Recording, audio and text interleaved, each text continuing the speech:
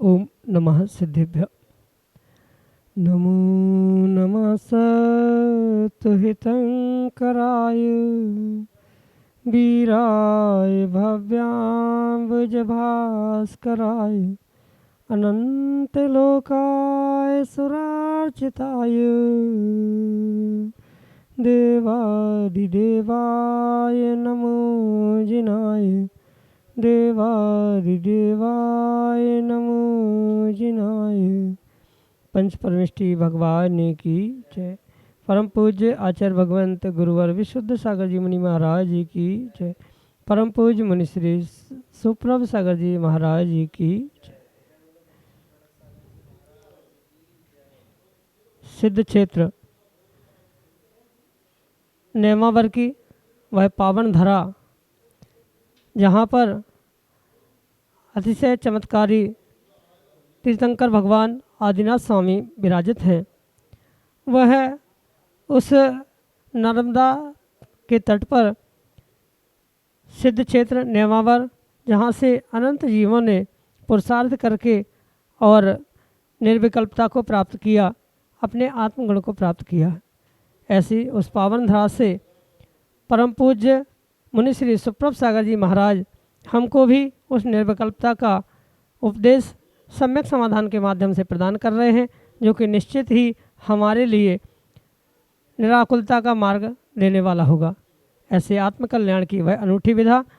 और आज सिद्ध क्षेत्र नेमावर से जहाँ पर बहुत सारे त्यागीगण उपस्थित हैं और वृद्ध अवस्था में भी जो श्रावक के उत्कृष्ट पद को प्राप्त करते हुए अपने जीवन के कल्याण के लिए तत्पर हैं, ऐसी उस पावन धरा से आज के सम्यक समाधान को प्रारंभ करते हैं। और आज के पहले विकल्प के लिए हमारे सामने हैं क्षुल्लक निकट सागर जी महाराज। नमोस्तु महाराज। कर्मोदय की उदय में जो कसायों की तीव्रता होती है, उससे कैसे बचा जा सकता है, इसका समाधान करें। ओम नमः सिद्धम। परम पूज्य आचार्य भगवान गुरुवर विशुद्ध सागर जी महाराज की जय। महाराज की जय। ये तो स्वाभाविक सी बात है कि जब जीव के तीव्र या किसी भी प्रकार से कर्मोदय को जीव प्राप्त करता है, उस समय पे उन कर्मों के निमित्त से कासायिक भावों का उत्पन्न होना स्वाभाविक सी बात। क्योंकि जब भी जीव कसायों को प्राप्त करता है, वह नियम से कर्मोदय के माध्यम से ही करता।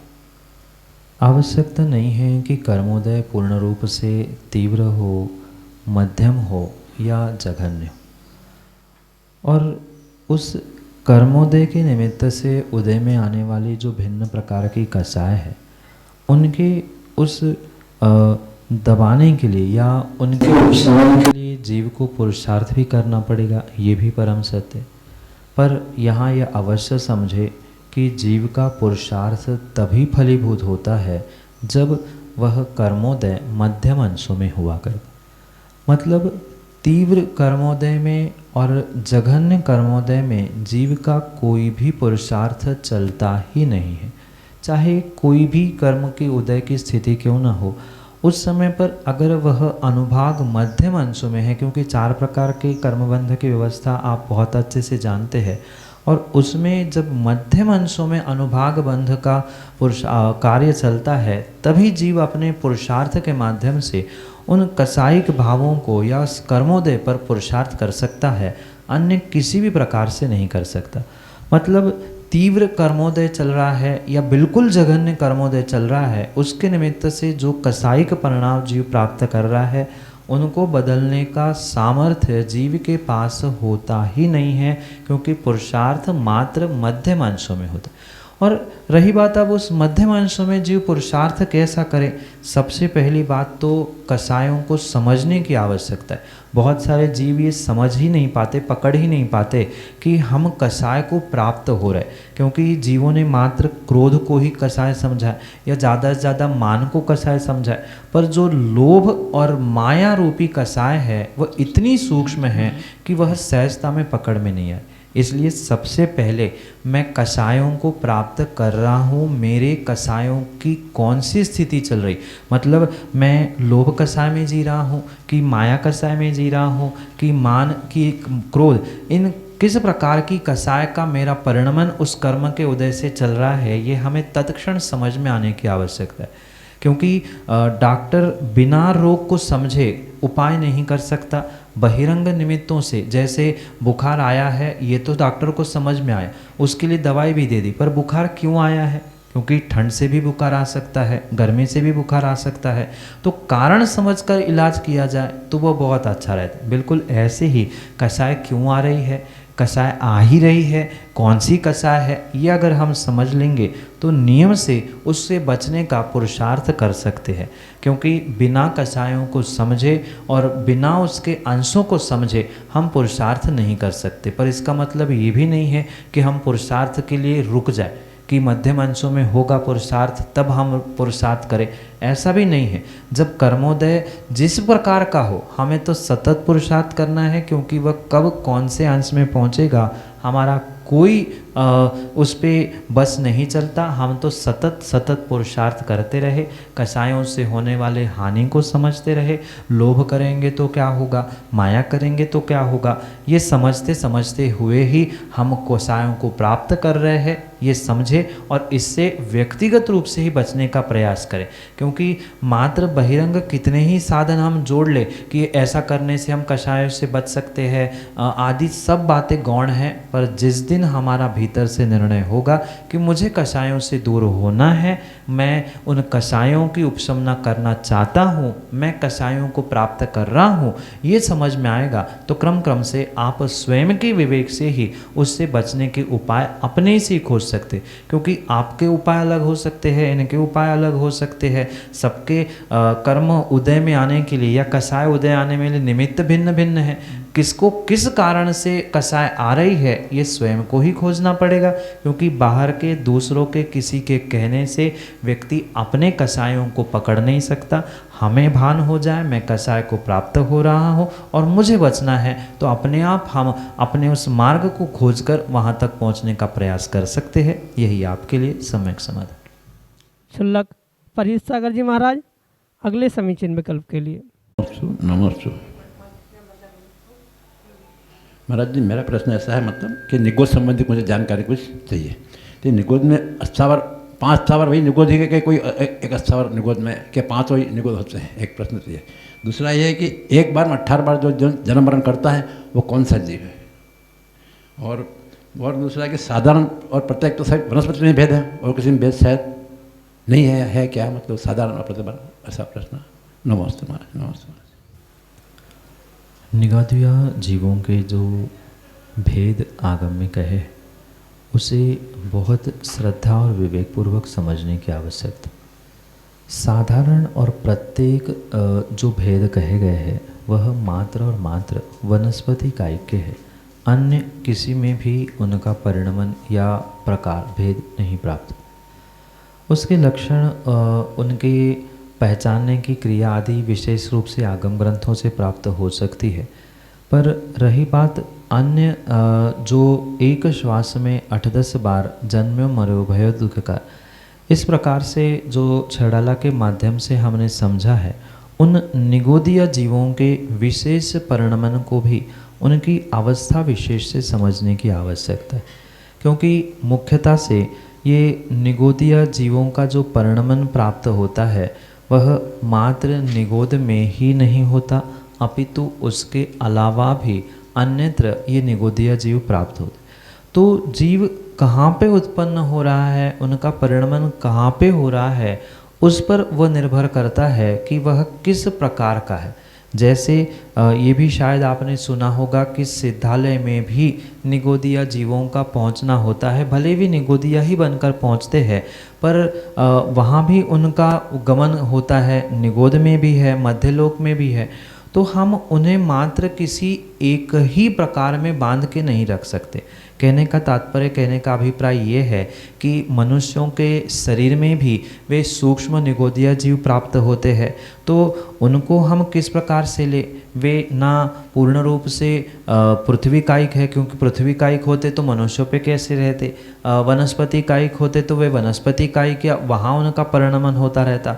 तो किस प्रकार से वह कहाँ पर उत्पन्न हो रहे हैं, उनका स्थान क्या है, उनका परिणमन उस अवस्था में कैसा है, उसे समझने के साथ ही उनके तद एकेंद्रीय पर्याय को समझने की आवश्यकता है।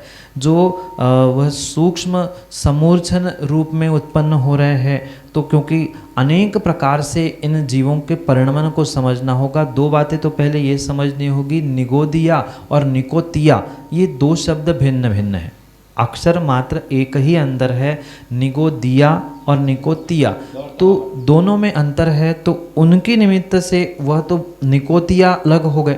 अब रही बात निगोदिया जीवों की, तो उनके उन स्थानों को समझते हुए ही उनके उन अवस्था विशेष को समझने की आवश्यकता है। पर जो दो भेद है साधारण और प्रत्येक, वे तो मात्र वनस्पति ही कायक के निमित्त से होते हैं, अन्य किसी में भी वह जीवों की या भेद आदि नहीं समझा जा सकता, क्योंकि कहाँ कैसे किस प्रकार से उनको ग्रहण करना है ये विशेष रूप से विस्तार से ग्रंथों के और गाथाओं के ही माध्यम से समझा जा सकता है। संक्षेप में उसको मात्र इतने ही में ही सीमित कर ले, या हम मात्र वनस्पति में ही उन्हें बांध के रखें, ऐसा सर्वथा शब्दों में संक्षेप में नहीं समझाया जा सकता। कभी विस्तार से ग्रंथ खोलते हुए गाथा और आगम प्रमाणों से उसको विस्तार से समझा जा सकता है। यही आपके लिए सम्यक समझ। शुल्लक वैराग्य सागर जी महाराज अगले समीचीन विकल्प के साथ हमारे सामने हैं। नमोस्तु महाराज श्री, नमोस्तु महाराज। अपने परिणामों की विशुद्धि बनाने के लिए हम क्या ऐसे उपाय करें जिससे हमारे परिणाम डाउन नहीं हो? शुल्लक जी, परिणामों की विशुद्धि पूर्ण रूप से स्वाधीन हुआ करती है, पराधीन नहीं।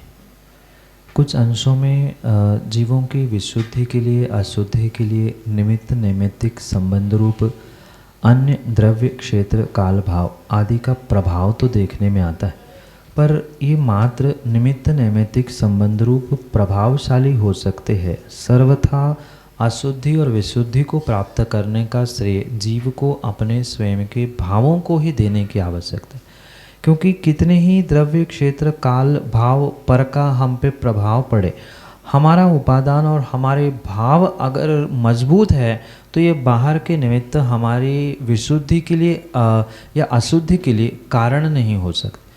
इसलिए सबसे पहले हम अपने भावों को इस प्रकार से संजोने का प्रयास करें जिसके माध्यम से हम प्रति समय प्रतिपल उस विशुद्धि को प्राप्त करें। पर ये भी ध्यान रखें कि 24 घंटे आपकी विशुद्धि बनी रहे और 24 घंटे एक सी ही विशुद्धि बने रहे, ये भी ज़रूरी नहीं है। कुछ अंशों में जैसे ही जीव के कर्मोदय के निमित्त से ऊपर नीचे भाव होते हैं, काल को देखते हुए भी भाव होते हैं, क्योंकि अधिकांश आपने भी अनुभव किया होगा कि शाम का कुछ ऐसा समय होता है जिस समय पर व्यक्ति खूब चाहता है विशुद्धि प्राप्त करे, पर वह प्रदोष काल होता है तो काल का ऐसा प्रभाव होता ही होता है जिसके माध्यम से जीव उतनी विशुद्धि को प्राप्त नहीं करता जितनी की विशुद्धि वो ब्रह्म मुहूर्त में प्रातः काल में करता। तो स्वाभाविक रूप से ये निमित्त नैमित्तिक संबंधों से हम प्रभावित तो होते हैं, पर इसके साथ साथ प्रभावित होने पर भी हम ऐसा प्रयास करें कि जो बहुत अशुद्धि हमारी शाम के समय हो रही थी हम उसको कम करने का प्रयास कर ले, क्योंकि 100% अगर जीव वर्तमान में 24 घंटे विशुद्धि को प्राप्त कर ले तो भगवान ही बन जाएगा। 24 घंटे की तो बात छोड़ दो, अंतर्मुहूर्त भी विशुद्धि हो जाए तो कब का निर्वाण हो जाता। तो ये स्वाभाविक सी बात है कि अशुद्धि विशुद्धि, विशुद्धि अशुद्धि, इसमें जीव दोलायमान होता रहेगा। तो प्रतिपल जब भी हम अशुद्धि की ओर बढ़े हम अपने आप को पुनः खींच के लाए कि नहीं अब मेरी अशुद्धि बहुत हो गई, अब मैं इसके बारे में सोच रहा था, भूल जाओ, मुझे मेरा मार्ग क्या है, मैंने किस लिए दीक्षा ली। सबसे पहले आवश्यकता जितने भी दीक्षार्थी हैं, चाहे मुनि दीक्षा लेने वाले हो, मुनिराज बने हो, शुल्लक बने हो, या जिनने व्रत भी लिए हैं, उन सभी से मेरा तो यही कहना है कि दीक्षा लेने की, व्रत लेने की, घर का त्याग करने की तिथि याद रहे नहीं रहे, हमने घर क्यों छोड़ा था, इसका अगर निर्णय हमारे लिए बना रहेगा तो प्रतिपल हम विशुद्धि को प्राप्त करते रहेंगे। क्योंकि बहुत सारे जीव ये सोचते हैं मैंने इतने साल दीक्षा ले ली, हमने ये कर लिया, हमने वो कर लिया, वो याद रहे ना रहे, मैंने घर क्यों छोड़ा, क्या घर में कमी थी, किस लिए हमने ये पद प्राप्त किया, इसका ध्यान हमें प्रतिपल रहता रहेगा तो नियम से हम पुनः पुनः विशुद्धि को प्राप्त करते रहेंगे। और जब भी पुनः अशुद्धि में जाए, क्योंकि ये तो स्वाभाविक बात है, पुनः अशुद्धि में जाए, पुनः याद करे कि नहीं मैंने मात्र इन कारणों के लिए, अशुद्धि के लिए, या क्या मिला क्या नहीं मिला, क्या व्यवस्था कम है, इसके लिए मैंने दीक्षा ये मार्ग नहीं लिया है, मैं मात्र और मात्र अपने आत्मा के कल्याण के लिए घर छोड़ा है, ये पल पल हमें याद होता रहेगा, पुनः स्मरण होता रहेगा, तो क्रम क्रम से हम अपनी विशुद्धि को और ऊंचाइयों तक ले जाने का पुरुषार्थ कर सकते हैं। और जितनी अधिक हम अपने परिणामों की विशुद्धि के लिए स्वयं पुरुषार्थ करेंगे और सभी निमित्तों से बचने का प्रयास करें, क्योंकि रहना सबके साथ होगा ही, कभी अच्छे निमित्त भी मिलते हैं, कभी बुरे भी निमित्त मिलते, तो उन निमित्तों से अपने आप को कैसे सुरक्षा कवच बना के रखना है, ये हमारा स्वयं का विवेक है। रहना सबके साथ है, पर सबको साथ मानकर नहीं, संयोग मानकर जिएंगे तो कभी भी हमारी अशुद्धि नहीं होगी। हम पल पल उन विपरीत संयोगों में भी विशुद्धि को प्राप्त कर सकते। जैसे मुनिराज परिसयों को सहन करते हुए भी अपने आप को उन परिसयों का ही मेरा स्वरूप है ये मानते हुए पुनः पुनः विशुद्धि को प्राप्त करते हैं, ऐसा ही हम भी पुरुषार्थ करें कि हाँ ठीक है, ऐसा ही कर्मोदय था, ऐसा ही निमित्त मिलना था, वो हमारा काम हो गया, ठीक है, रात गई बात गई, पुनः हम दूसरे दिन से अपने पूरे नए जोश से लगेंगे तो हमारी विशुद्धि पल पल बढ़ती रहेगी। और जितनी विशुद्धि आगे बढ़ेंगी उतनी ही विषमता या विपरीतताओं को हम जीतने का पुरुषार्थ भी प्राप्त कर सकते हैं। यही आपके लिए सम्यक सम्यक। महाराज से भी कोई ब्रह्मचारी ओम प्रकाश भैया जी, सिद्ध क्षेत्र नेमावर से, अगले समीचीन विकल्प के लिए। नमोस्तु महाराज श्री, नमोस्तु महाराज श्री, नमोस्तु महाराज श्री।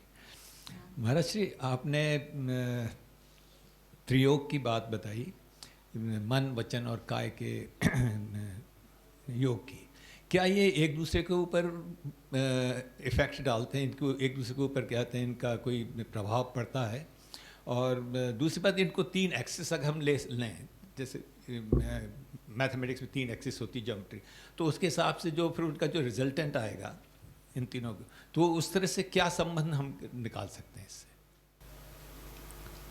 क्योंकि मन वचन और काय पूर्ण रूप से एक ही आत्मा से संबंधित होते हैं, जिस आत्मा के निमित्त से हम कर्माश्रय बंध की व्यवस्था समझते, इसलिए कहीं न कहीं एक दूसरे पर उनका कुछ अंशों में प्रभाव तो होता ही होता है, पर सबका ही होगा, सबका एक जैसा ही होगा, यह आवश्यक नहीं है। किसी के जब मन की तीव्र विशुद्धि होती है तो जो उनके शरीर से, काय से होने वाली अशुद्धि है, उस पर उसका विशेष प्रभाव होने से जो रिजल्टेंट आएगा वो बिल्कुल जिस अशुद्धि विशुद्धि या पुण्य पाप जिस रूप जिसके शक्त्यांश अधिक हो गए उस रूप फलित होगा। चाहे आप वर्तमान के किसी विज्ञान, ज्योमेट्री या किसी के भी माध्यम से हमारे वीतराग विज्ञान को समझने का प्रयास करें, वह इतना गजब का और इतना व्यवस्थित व्याख्यान हमारे आचार्य भगवंतों ने, तीर्थंकरों ने किया है कि आज का विज्ञान उसके सामने कुछ भी नहीं लगा।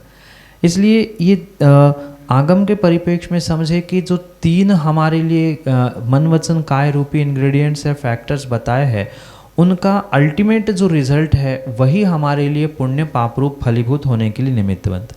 जैसे किसी व्यक्ति के 3 ब्रांचेस है, 3 डिपार्टमेंट है, और किसी डिपार्टमेंट में लॉस हुआ, कहीं में प्रॉफिट हुआ और कोई नॉर्मल था, तो जैसा उस व्यक्ति के लिए उसका क्या प्रभाव पड़ा 3 डिपार्टमेंट के लिए तो वह लॉस प्रॉफिट भिन्न भिन्न उसकी अकाउंटिंग हुई, पर जब उसका अल्टीमेट रिजल्ट निकाला जाएगा, रिजल्टेंट निकाला जाएगा उस व्यक्ति के लिए, जब प्रॉफिट अगर किसी एक डिपार्टमेंट का बहुत ज़्यादा है और बाकी दोनों का लॉस कम है तो वो अपने आप कॉम्पेंसेट होते हुए वह उसका प्रॉफिट ज़्यादा दिखेगा। या किसी एक डिपार्टमेंट का बहुत बड़ा लॉस है करोड़ों का और लाखों का प्रॉफिट उसके सामने क्या करेगा। बिल्कुल ऐसा ही मन वचन काय के निमित्त से जो रिजल्टेंट आने वाला है उसके ही निमित्त से जीव को आश्रय होता है। मन से भी आश्रय होगा, वचन से भी होगा, काय से भी होगा, पर उसका जो उदय में आकर जो पकने का काल या जिसे विपाक काल कहा जाता है, उस विपाक काल में जो रिजल्टेंट बनने का पुरुषार्थ होता है, यानी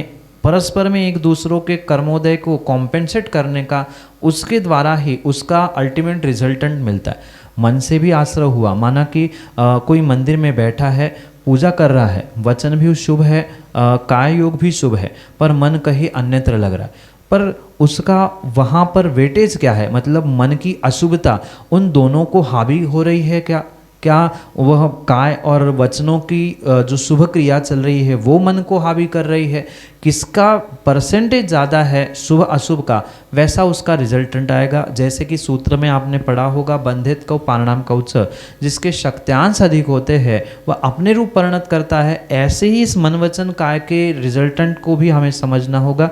जिसके शक्त्यांश अधिक होंगे मन के, वचन के, काय के, शुभ के, अशुभ के, वैसा ही अल्टीमेट रिजल्ट हमें प्रत्येक जीव के निमित्त से प्राप्त होगा। इसलिए जीव को जितना बने, ठीक है हम मन से नहीं अपने आप को संभाल पा रहे हैं तो कम से कम वचन और काय योग से भी हम तीव्र पुण्य करें तो अपने आप मन का हमारा लॉस कम हो जाएगा, इसका प्रॉफिट बढ़ जाएगा और अपने आप हमें वह पुण्य रूप फलीभूत होगा। इसलिए एक का भी फल मिलेगा और अल्टीमेटली तीनों के कॉम्पेंसेट होते हुए भी रिजल्ट मिलेगा, जो कि हमारे आने वाले समय में हमारे लिए उदय को प्राप्त होने के लिए कार्यकारी निमित्त बनेंगे। यही आपके लिए सम्यक समझ। ब्रह्मचारी सुरेश भैया जी नेमावर सिद्ध क्षेत्र से अगले समीचीन विकल्प के साथ। नमोस्तु आपसे साक्षात्कार होने का अवसर हमें सहजपुर ग्राम केसली के पास में आपसे हुआ था, वहीं एक प्रश्न का समाधान भी आपने किया था। आज पुनः ये है कर्म विचारे कौन भूल मेरी अधिकाई, अग्नि सहे घन घात लोहे की संगत भाई। ऐसा क्यों कहा? इस लोक में व्यवहार से कई सारे स्थानों पर अग्नि को पूजा जाता है। आपने देखा होगा कई ऐसे दर्शन धर्म हैं जहाँ मात्र अग्नि पूजा ही होती है, अग्नि की ही पूजा की जाती। पर जब जिस अग्नि की पूजा होती है उस अग्नि को भी कभी कभार पिटना पड़ता है। जैसे लोहार के यहाँ आपने देखा होगा कि अग्नि को भी बड़े बड़े घानों के द्वारा पीटा जाता है, तो वहाँ अग्नि को पीटने का बिल्कुल भी अभिप्राय नहीं होता, पर अग्नि के साथ जो लोहे रूपी कुधातु का संसर्ग होता है उसके निमित्त से अग्नि को भी पीटना पड़ता। बिल्कुल ऐसा ही हमारे जीव के साथ हुआ करता है।